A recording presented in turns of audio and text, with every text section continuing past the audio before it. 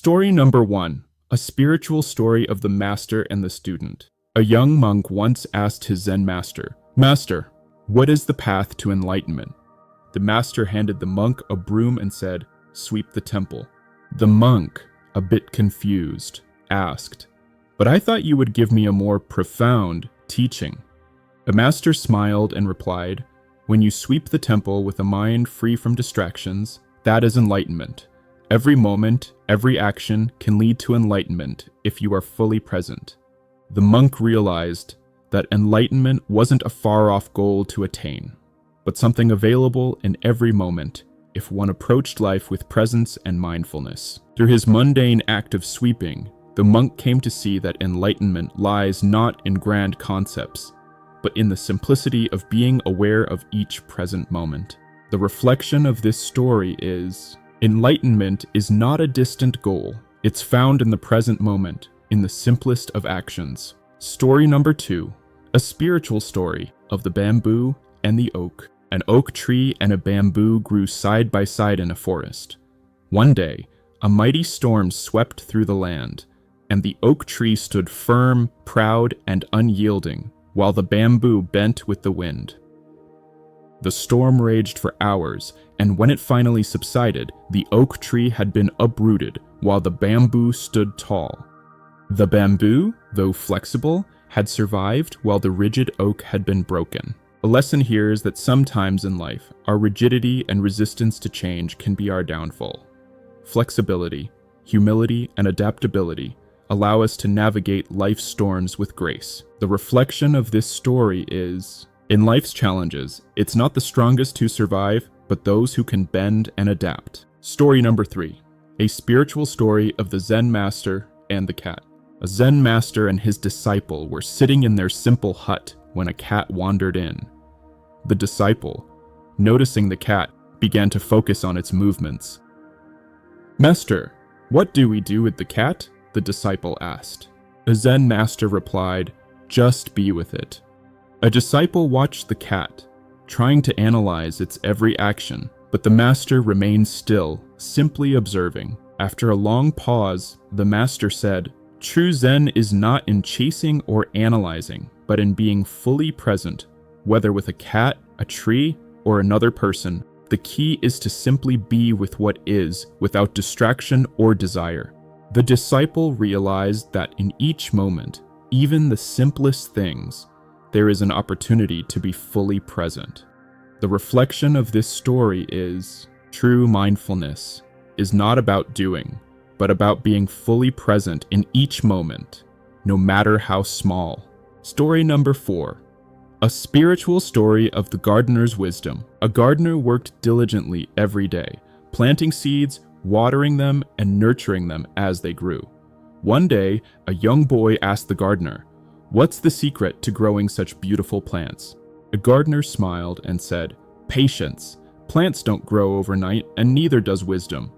You must plant the seeds, nurture them with care, and allow them to grow at their own pace." The boy realized that wisdom, much like the plants, takes time to grow. It requires patience, attention, and a willingness to nurture our inner growth. We must trust that over time, wisdom will naturally blossom within us. The reflection of this story is, wisdom is like a plant. It requires patience, nurturing, and time to flourish. Story number 5. A spiritual story of the blind men and the elephant. A group of blind men encountered an elephant for the first time. Each one touched a different part of the elephant's body and began describing it based on their limited experience. One touched the trunk and said, "The elephant is like a snake." Another touched the leg and said, "No, the elephant is like a tree trunk." A third touched the tail and disagreed, saying, "It's more like a rope." They began to argue, each convinced that their experience was the whole truth. A wise man, observing them, said, "The truth is bigger than your individual experience. To see the full picture, you must go beyond your limited perspective and embrace a broader view." This story teaches us that our limited perspective can prevent us from understanding the greater truth of any situation. The reflection of this story is, truth is multifaceted. and we must look beyond our limited perspective to truly understand. Story number 6, a spiritual story of the Master's gift. One day, a Zen Master handed his disciple a beautiful, rare flower. "This is a gift for you," he said. The disciple, confused, asked, "Master, why give me this flower?" The Master replied, "Because you have been searching for something outside yourself, but the true gift lies in accepting the present moment just as it is." The disciple took the flower and realized that the greatest gift is not something external, but the ability to fully receive and appreciate what is given in the moment. The reflection of this story is, true gifts lie not in material possessions, but in the ability to appreciate the present moment without expectation.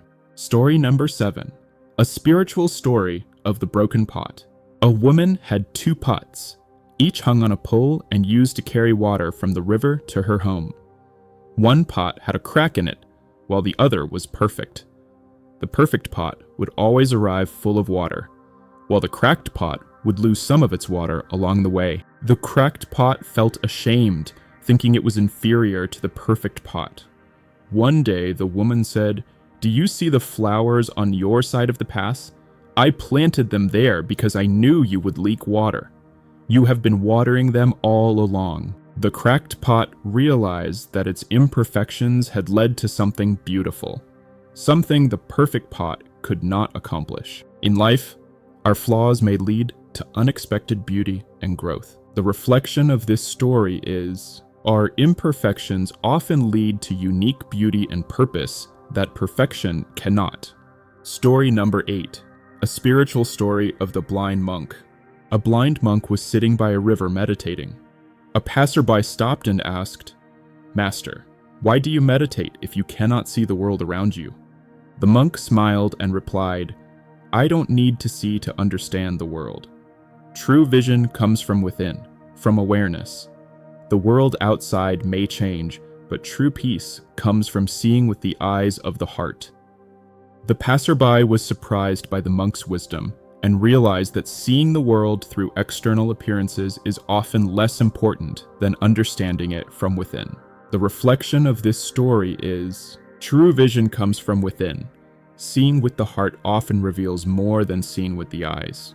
Story number 9, a spiritual story of the lost key. A man had lost the key to his house and was frantically searching for it outside. A passerby asked him why he was looking outside when he had entered the house from the inside. The man replied, "Because there is more light outside, I thought it would be easier to find it here." The passerby said, "The key you seek is not out here, but within you." This story reminds us that sometimes we search for answers outside ourselves, when the truth has always been within.